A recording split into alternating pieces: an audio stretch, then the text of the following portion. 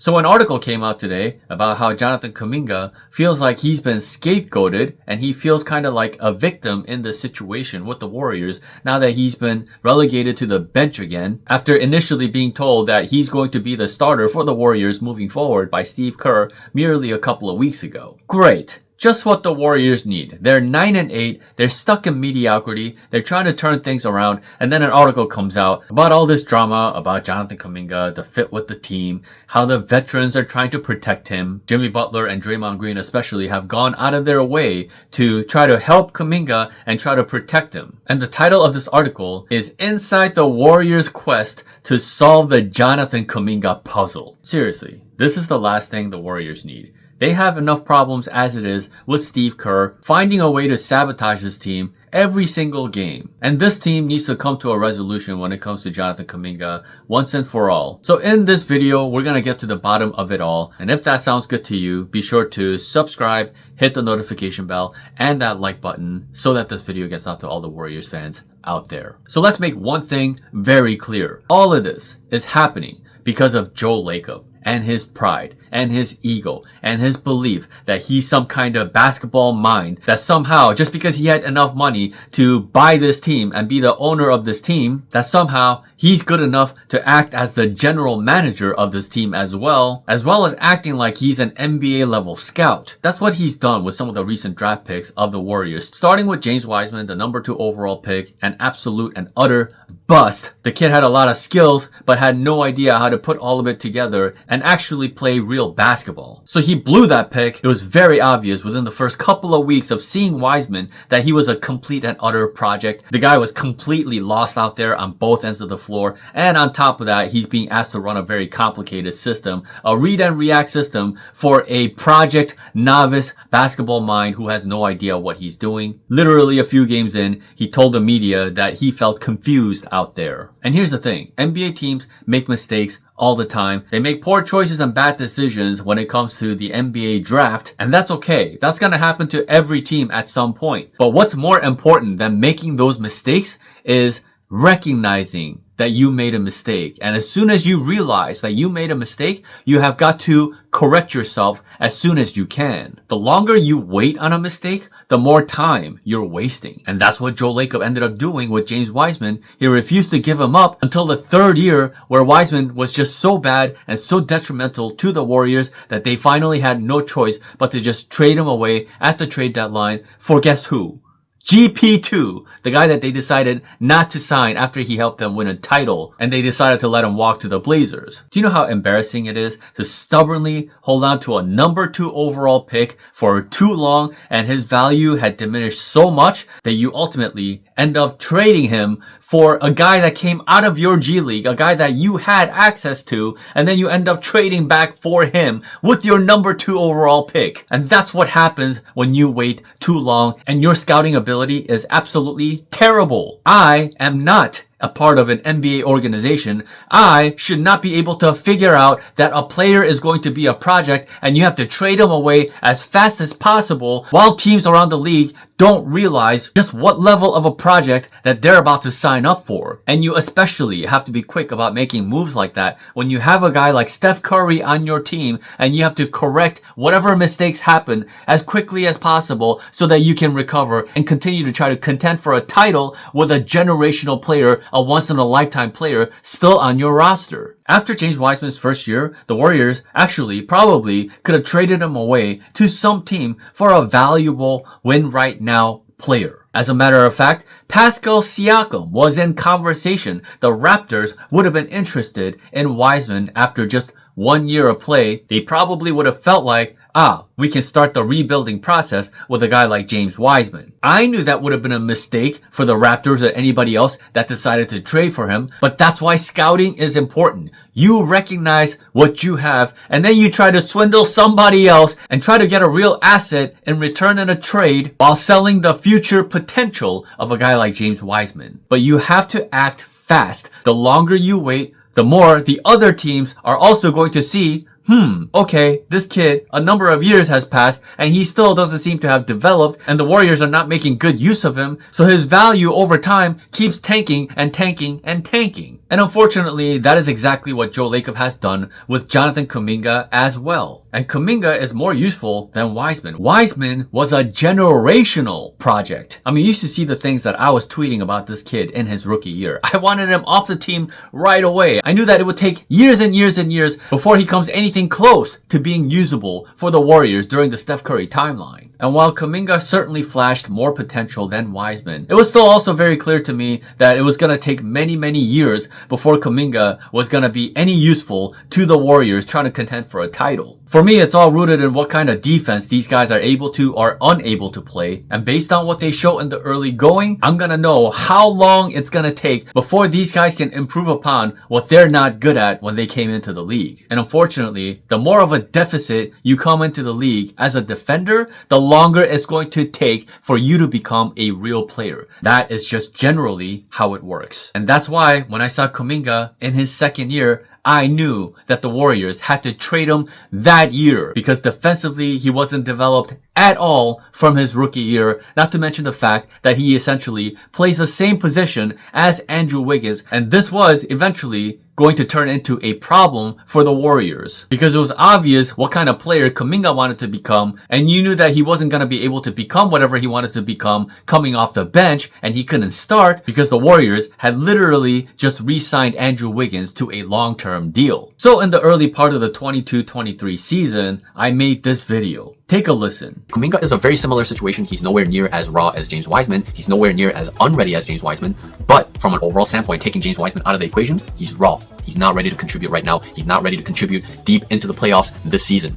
You couldn't even play him for more than one half against a 3-5 team in the Sacramento Kings at home. Before the Kings game, Kerr came out talking about, oh, I'm excited to play Kuminga more, have him be in the rotation, see what he can do, blah, blah, blah, blah, blah. Second half comes, Anthony Lamb gets all of the Kuminga minutes. Why? Because they were a mess with Kuminga in the game. You have to face the truth and realize when players are not ready fundamentally from a basketball IQ standpoint. He doesn't know where to be half the time. There is no urgency to his movements. He doesn't want to do this. He doesn't want to play in the system. He doesn't want to play this fringe role. He was also a lottery pick. He wants to be one of the primary options and he wants to be featured. This is something that the Warriors cannot provide for him. Not this year, not next year, nor the year after that. Why? Because Andrew Wiggins plays Kuminga's position and Kuminga is not taking Wiggins' role in Curry's era. This is just not going to happen. Look at how long a guy like Wiggins, for him to have actual value as an NBA player. Before he came to the Warriors, people were talking about trading him for a bag of peanuts. People were saying he was a bust. He was useless. It takes a long time for players to figure out their true role in the NBA. And if they don't run into the right pieces that can provide that role for that player, sometimes it never works out for that player.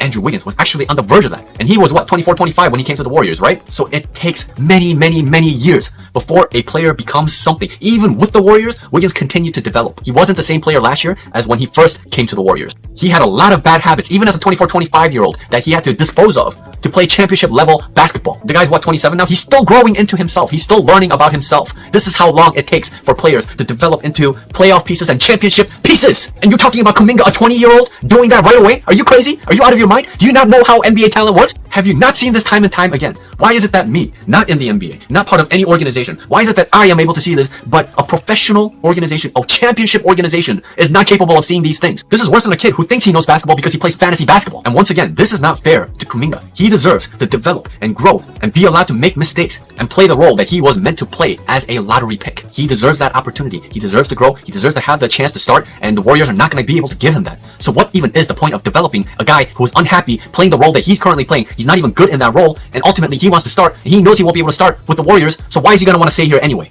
It's a misfit. It doesn't work. And he's eating up $6 million worth of space. That's the same money that Otto Porter took to go to Toronto. The Warriors are stuck on this crazy, let's keep all the lottery picks and let's hold them for the future when Steph Curry retires. God knows when that is. If you're going to go with a plan like this, at least time it right. At least see a decline in your franchise player. Fix the immediate situation. Right this ship. It still can be done. Trade the kids. Forget the bridge. Forget the two timeline. Yeah. That was 3 seasons ago. 3 seasons ago, the Warriors had an opportunity to include Jonathan Kuminga in a deal to try to trade for OG Anunoby. And anybody in their right mind with Steph Curry on their team, a franchise player on their team, and you have a chance to trade for OG Anunoby with Jonathan Kuminga, any logical team would make that trade. You ask Kobe Bryant, if Kobe Bryant was on the team and he had Kuminga and he had the chance to go and get OG Anunoby, Kobe Bryant would have said, ship Kuminga out of here. Kidding me? He's the one that drafted by him, so he's not gonna let him go.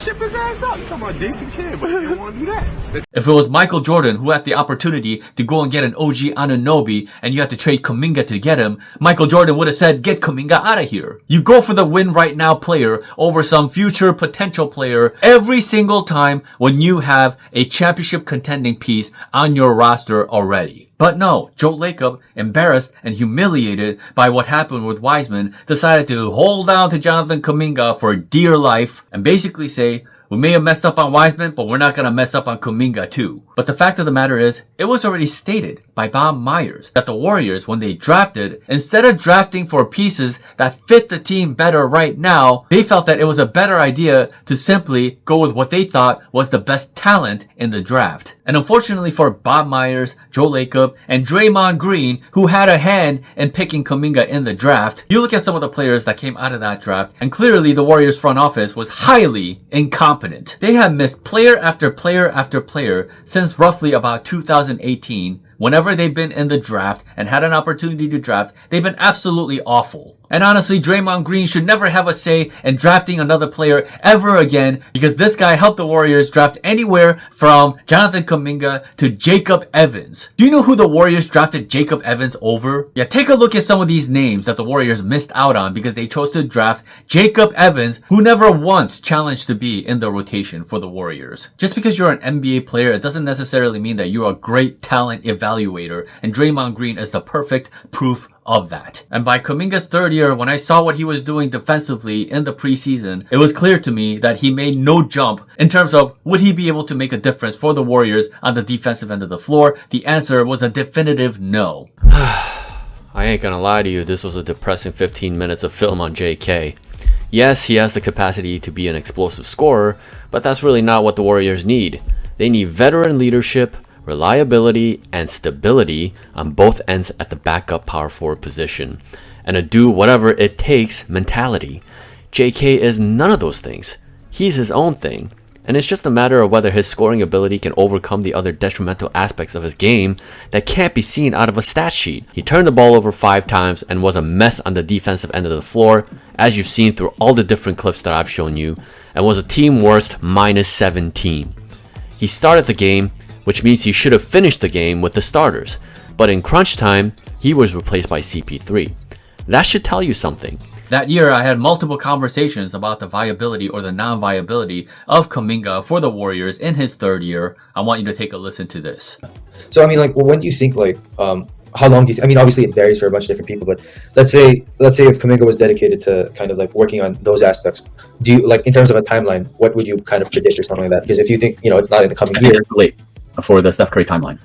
Oh, as in that far ahead? Yes. Okay. So I think, let's say if I feel like I would start to like kind of get like a little like, okay, maybe I'll consider if maybe by the All-Star break or something like that, where he isn't necessarily like, let's say if he's playing like he is now, come All-Star break, I wouldn't necessarily be the happiest, but because I expect him to continue to improve throughout the season. Are you talking about Kuminga right now? Yeah. Okay. This is not a good start for him, and again, it's because he can't play power forward. I mean, he's shooting 44% from the field, 23% from the three-point line. I mean, he's actually regressed from last year. If you want to look at 2.9 rebounds, he's taken a leap from a scoring standpoint, but he hasn't taken a leap from the standpoint of what the Warriors need from him. Yeah, that's fair. And it's unfair that obviously that he plays the floor when he's able to. That final possession against OKC, where they relied on him to get a final stop, and then you saw what he did. Yeah, that's unfathomable coming from a championship. He jumped and fouled Dort. No. Yeah, no. Got lost on the screen. The communication on the screen with Wiggs up top, where which possession was that? Against OKC in the final defensive possession. Remember? Yeah, this is when they fouled him and he split the free throws. Right, but that happened because he completely lost Dort. Yeah. He was supposed to Okay. They had to come and help on Dort's drive because Kuminga lost him. He didn't communicate with Wiggins that the screen is coming and there's going to be a switch. Like that's the communication that the power forward has to make because he sees the floor before Wiggins was up top. So I mean, ideally both of them are communicating in that way, but that's a switchability lineup. And for Kuminga to die that badly on that play, imagine if that happened in the finals, bro, or in the playoffs, and the game is on the line, and you're doing that. This is ridiculous. You can't put him in that position because he's not ready for it, number one. But that fact alone makes him an unreliable piece come playoffs to be like playing clutch minutes or anything along those lines. He's too much of a gamble, a risk. You don't know what to expect from him. It might be good, it might be shit.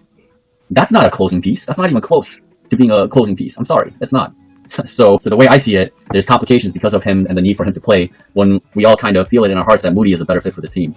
His composure, the way he comes up big time under certain situations, and just making big plays even from a defensive standpoint. I still have yet to see Kuminga make like this like memorable defensive play where you're just like, holy shit, this guy did that.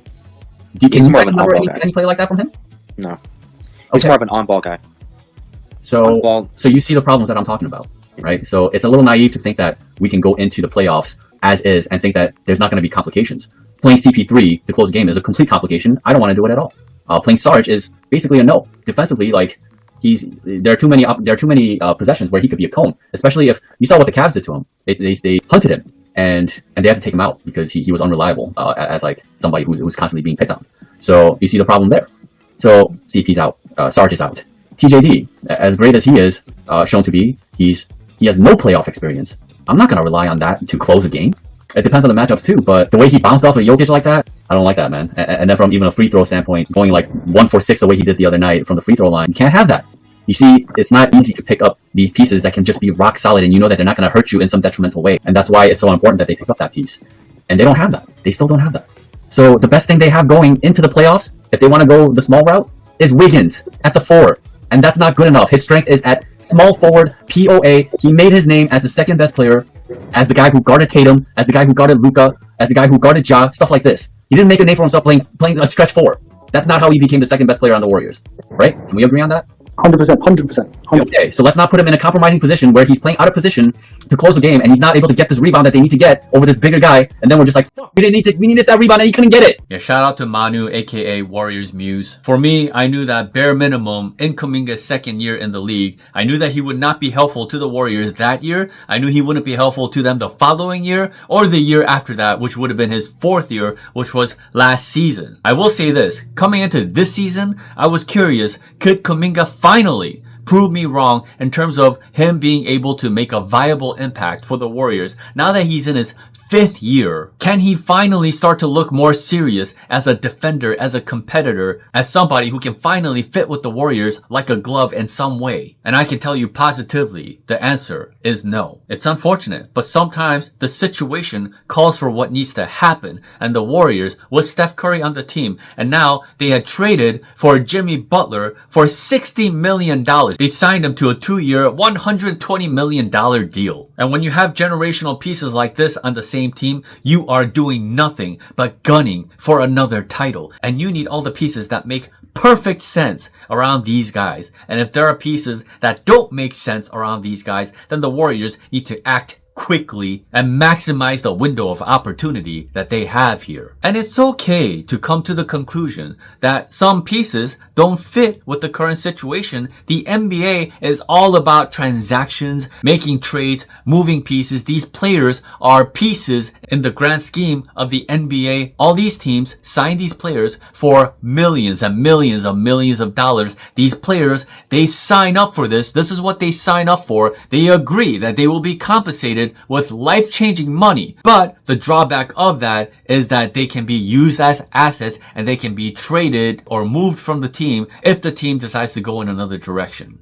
Honestly, that's like half the fun of the NBA. These things happen all the time. Luka Doncic got traded, for crying out loud. Anything can happen in the NBA, and the Warriors are stuck on Jonathan Kuminga, who is still trying to prove that he's a relevant player in the NBA. Let him go to a team where he has the opportunity to prove that. He can't do that with the Warriors because he doesn't fit with what they're trying to do. The Warriors have Steph Curry and Jimmy Butler as their primary go-to players. They need a ton of usage. A lot of teams just have one guy and they use that guy to oblivion. The Warriors have 2 such guys. They can't have 3 guys with high usage. You have Steph Curry and Jimmy Butler. You have to use those guys to the max and everybody else has to fit in. That's just how it goes. And since Kuminga is the type who requires usage to get the best value out of him because he's designed himself as a volume scorer. What is the big deal about letting him go to another team where he can do whatever he wants to do with his career and have things happen for him on his terms while he has the option to be able to call for that? Why hold on to a player for not 2 years, not 3 years, not 4 years, but for 5 years you're dealing with the same issue year after year after year? All the Warriors had to do was trade him for a piece that makes more sense next to Steph Curry, who's trying to contend for a title. It is not easy to find pieces to contend for a title with, especially young ones. It's hard to find players to try to contend for a title with, even if they're made all-stars. There are plenty of players that are all-stars around the league, but are not good enough to be contending for a title with. Those are the same players that might make it to the playoffs and never end up going very far because they're not at that caliber. So multiple times the Warriors had the opportunity to trade Jonathan Kuminga for some really viable player, whether it's Pascal Siakam, whether it's OG Anunoby, whether it's Lauri Markkanen, or whether it's even for Caruso. You know, the Bulls actually wanted Jonathan Kuminga in return for Caruso. They wanted to give the Warriors Alex Caruso, a proven championship caliber player, a player who has won multiple titles with different teams. Do you understand how powerful the Warriors would be right now if they had Alex Caruso in their rotation? But they don't, because the Warriors passed up on every opportunity to go pick up a viable player to help Steph Curry and Jimmy Butler. And I can't emphasize enough that all of this is happening because of Joe Lacob's stubbornness and his refusal to give up on his stupid 2-timeline plan. If you're gonna do a 2-timeline plan, at least get the players that you draft correctly. And if you're gonna do it, make sure the guy that you think is going to fall off is showing signs of falling off. Think about this for a second. Joe Lacob has been trying to move to a different timeline since roughly 2020, when Steph Curry was 32 years old and Steph Curry led the league in points per game. And you're talking about trying to go to a different timeline when Steph Curry is still at the ripe age of 32? You don't hate Joe Lacob enough for all the crimes that he's committed over the years. Instead of being grateful to Steph Curry and doing everything possible to try to make sure that you build the correct teams around him so that he can continue to try to win more titles for you. And when he proved you comically wrong and the best supplementary piece you got for him in the offseason was Otto Porter Jr., and with that being the only viable move that the Warriors ended up making that offseason, if you want to include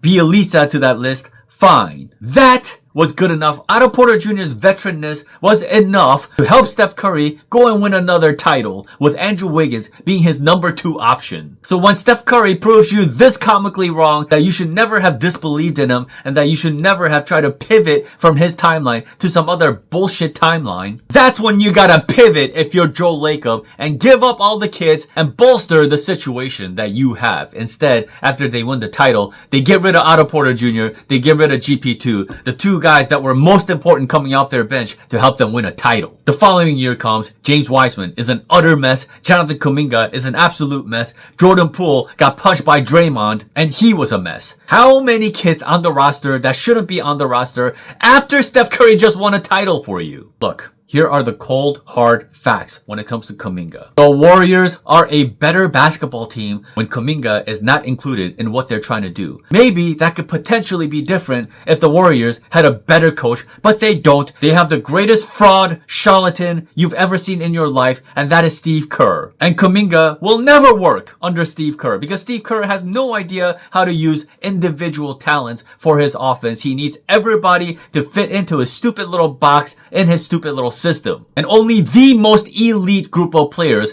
can make things work under those kinds of circumstances. And the fact of the matter is, Jonathan Kuminga would be better off not playing for Steve Kerr, but instead playing for a franchise that actually wants him and that actually wants to try to use him like a top 2-3 player on their team and see what he can do under those circumstances. In other words, it would be better for both the Warriors and Kuminga if they mutually parted ways. Stop trying so hard to force something that isn't there and something that just hasn't been working for the 5th straight year. And here's another fact that you need to know. For the last 3 years, for all the problems that I've had with Steve Kerr, whenever Jonathan Kuminga was missing in rotation for a prolonged period of time, Steve Kerr was able to string together a lot of wins. 3 seasons ago, Kuminga missed time due to an injury. the Warriors inserted Trayce Jackson-Davis into their starting lineup. The starting lineup was Steph Curry, Klay Thompson, Andrew Wiggins, Draymond Green, and TJD. And the Warriors ended up going 9-2 in their final 11 games with Trayce in the starting lineup instead of Jonathan Kuminga. 9-2, that was their best stretch of basketball of that season. I said 3 seasons ago, correction, it was 2 seasons ago. And then last season, once again, when Jonathan Kuminga ended up being out due to an injury, the Warriors went on a 12-2 run. So essentially, in these times when Kuminga was missing, he was replaced by either TJD or Guy Santos. Think about that for a second. Guy Santos took over Kuminga's role. He was a 55th overall pick in his draft.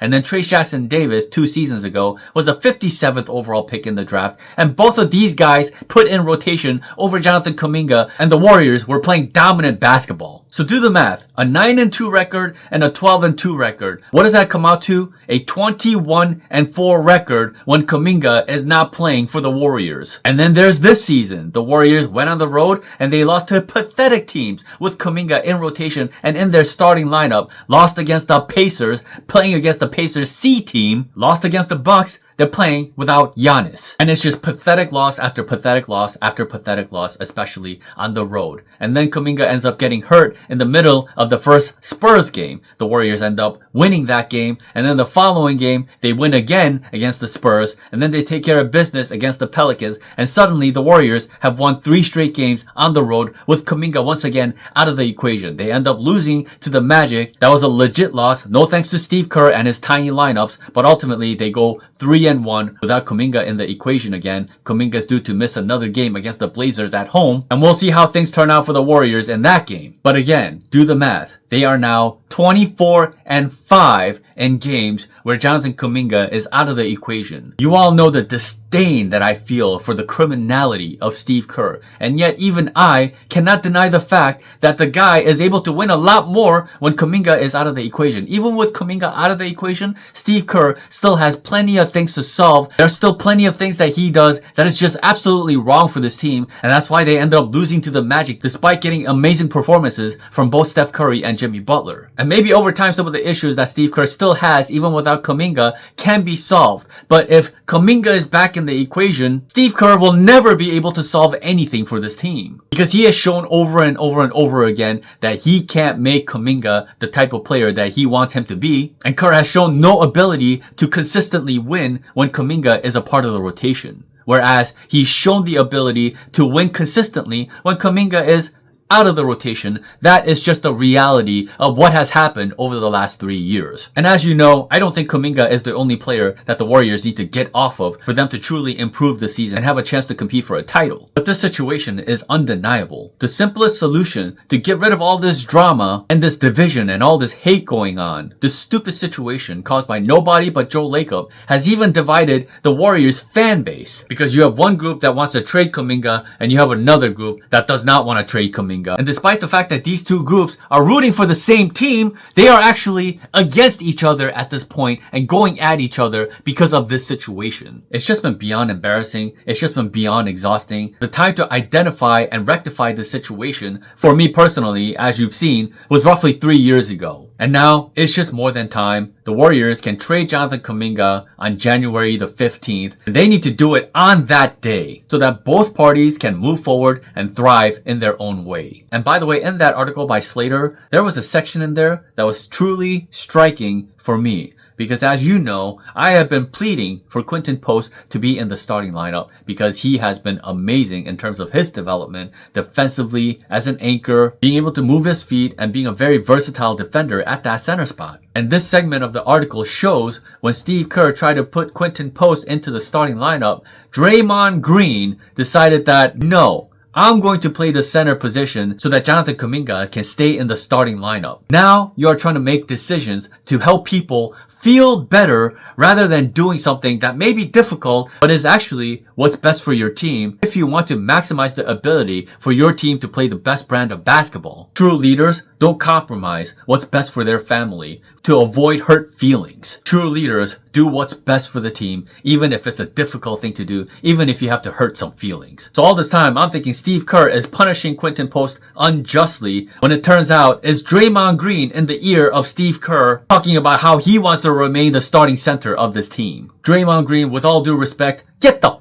out of here. You're not good enough to be the starting center of this team and for this team to play dominant basketball with you trying to cover the deficits of a small lineup. The conditions are not there for you to be good enough to do that at your age. Anyway, that's all I got. It's also concerning that Kuminga has a sore knee and has missed a bunch of time because of it, and you gotta realize his entire game is predicated on his athleticism. It seems like anytime something is sore for Kuminga, he misses a significant amount of time. That should also be a point of concern. I'm curious now as to see when he's actually going to return. We know that he's not going to be returning for the Blazers game tomorrow. But that's about as clear as I can get about this situation. I really look forward to a time where both parties have moved on, and from there we can try to improve the Warriors in every way possible without agendas and politics getting in the way. That, of course, is why I now believe that Paz should also be off this team. And I'm talking he needs to be off this team by the deadline of this season. And as you know, Buddy Hield needs to be off the Warriors at all costs. You can't try to gun for a title with scrubs in your rotation, and Buddy Hield is a scrub. Like I said, the truth needs to be spoken if you want to resolve problems. You need militant motherfuckers like me around if you want to get things done and you want to try to achieve complete and utter greatness. This is the kind of energy that it takes to do so. That's all I got for this video. Thank you so much for watching. We'll see what ultimately comes of this situation. Steph Curry is the GOAT.